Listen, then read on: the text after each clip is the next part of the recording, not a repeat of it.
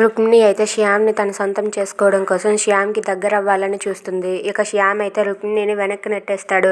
నెట్టేయగానే రుక్మిణి కోపంతో రగిలిపోతూ నువ్వు నా సొంతం కావాలంటే నేనేం చేయాలి చెప్పు అని చెప్పి రుక్మిణి శ్యామ్ని అడుగుతుంది. అది విన్న శ్యామ్ అయితే నేను నీకు భర్తగా సొంతం కావాలంటే ఇప్పుడు ఉన్న నీ ఆస్తిలో రాధకి సగం వాటా రాయు, అలా అయితేనే నేను నీకు సొంతం అవుతానని చెప్పి శ్యామ్ రుక్మిణితో అంటాడు. అది విన్న రుక్మిణి అయితే ఒక్కసారిగా షాక్ అవుతుంది.